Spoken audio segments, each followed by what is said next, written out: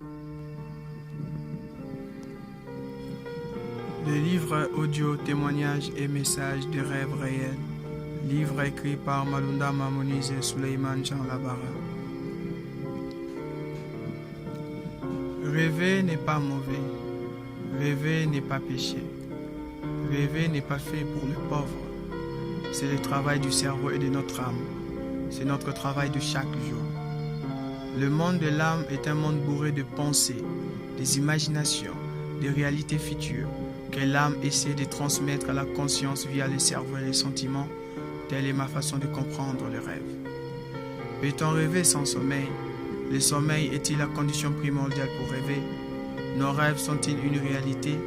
Nos rêves sont-ils des messages que Dieu et ses anges nous envoient? Ou ce ne sont que le détour du vieux diable?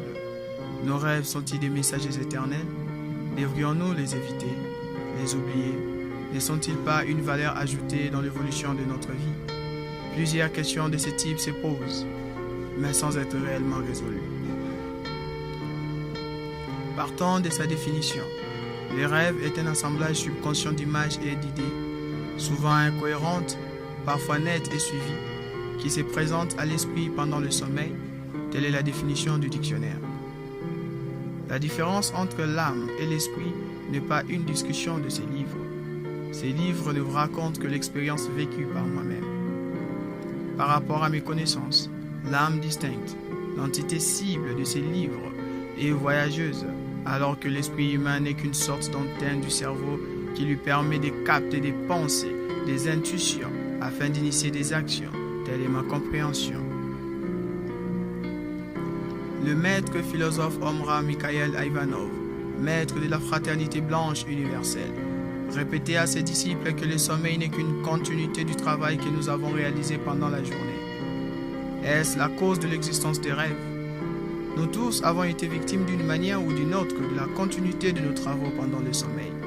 Je me rappelle avoir enseigné plusieurs fois mes amis les exercices de mathématiques pendant mon sommeil parce que j'ai passé toute la journée à expliquer, réexpliquer les exercices pendant la période des interrogations générales et des examens.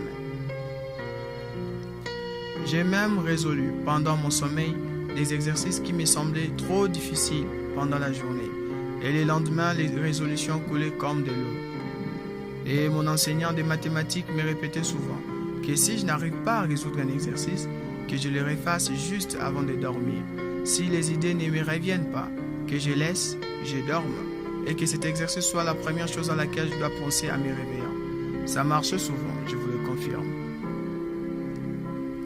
D'où vous serez d'accord avec moi de retenir que le sommeil est en quelque sorte une continuité, sous une autre forme, de ce que nous avons pu réaliser pendant la journée. Alors quelle est cette autre forme? Est-ce un autre plan? Un autre monde? Existe-t-il ces mondes?